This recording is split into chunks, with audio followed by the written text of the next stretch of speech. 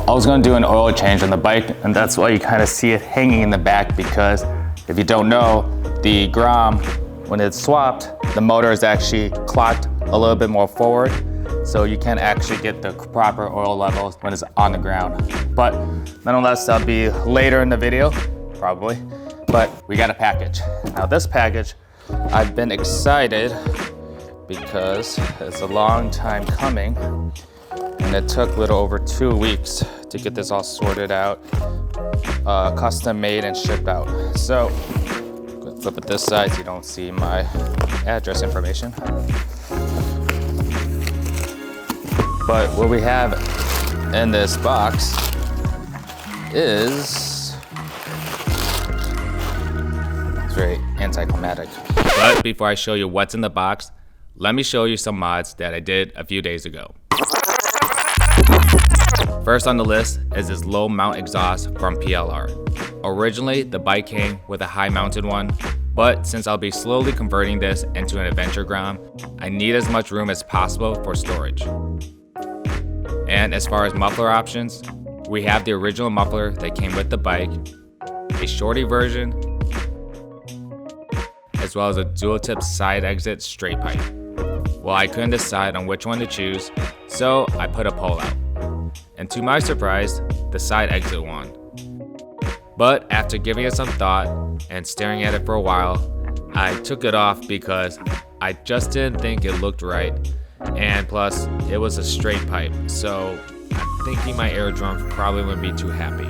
So in replacement of it, I swapped it out with the shorty one, and I think the size of it and the aesthetic suits the bike much better. Now, as far as saving my eardrums, this one probably isn't that much better, maybe, but we'll see later when we do a cold start. Next, I addressed the damaged front bearing and painted it black along with some other pieces.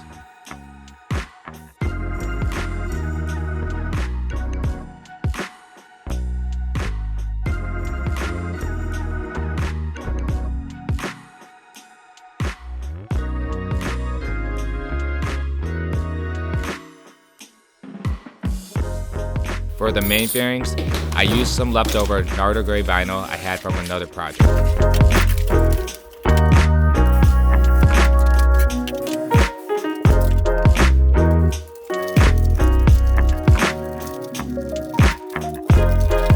To be honest, I'm indifferent about this color combination, but I'll leave it for now. But you guys let me know in the comments below if you think I should keep this color or pick a new one. Anyways, let's go back to the beginning of the video and I'll show you exactly what's in the box. Fuel tank. So this tank has been custom fabricated from Paul from PLR. What I did was I sent in my stock one, and all he did was cut open the bottom and extended the fuel tank an extra gallon. So off the top of my head, I believe the stock Grom is anywhere from 1 gallon to like 1.2 gallons. So this gives us the extra gallon because since we have double the CCs now, it means we need double the fuel to basically kind of go back to what the previous fuel economy is.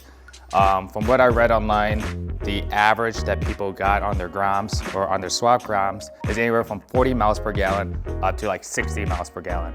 And when I did my road trip from Texas to California, I averaged around 90 miles per gallon when I did that entire trip. That's also with all the weight and everything I had in the rear. So any future road trips that we do with this Grom, I need as much fuel as possible so that we don't stop as much, but we'll still stop a still good amount because 2 gallons is still not that much. But in a perfect world, I would like to have an auxiliary tank and everything, so I just stop a lot less. But regardless, let's see how Paul did with everything. So I'm gonna zoom you guys in. All right, so this is the stock tank. And as you can see on the side, you can see where it was cut and welded.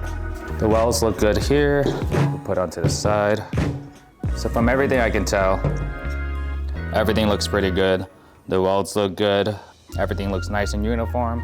But yeah, that's what an extended fuel tank looks like. Let's go put it on the bike. But before I installed the fuel tank, I heard something rattling around inside.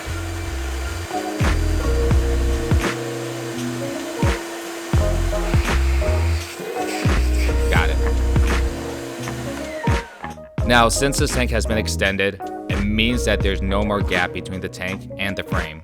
So anything that has been mounted in between needs to be relocated.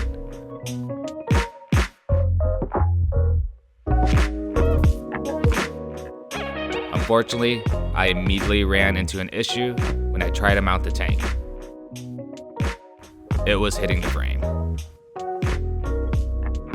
So after staring at it for a few seconds, I decided to notch the mounting tab so that I can just shift the bolt up to the bigger washer to get just enough clearance, as well as reinstalling the fuel pump.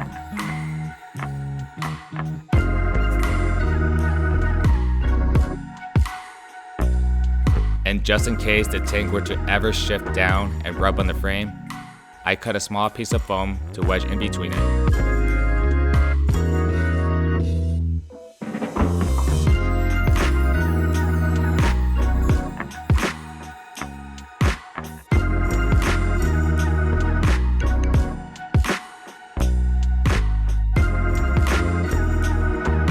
Now with the tank officially mounted with enough clearance, I went ahead and mounted the plastics to make sure that everything I relocated on the sides didn't hit anything. Which the coolant overflow tank was definitely in the way, and it took me a few tries to find a proper home for it.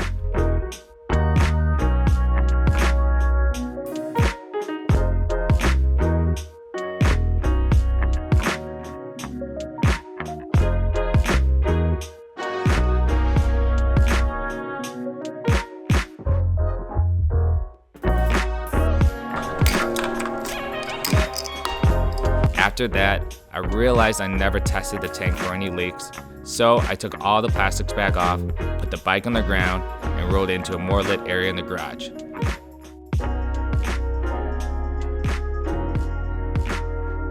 Which gave us the perfect excuse to do a cold start for the new exhaust.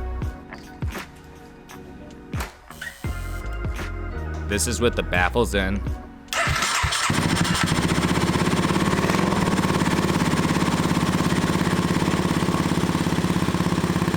and this is with the baffles out.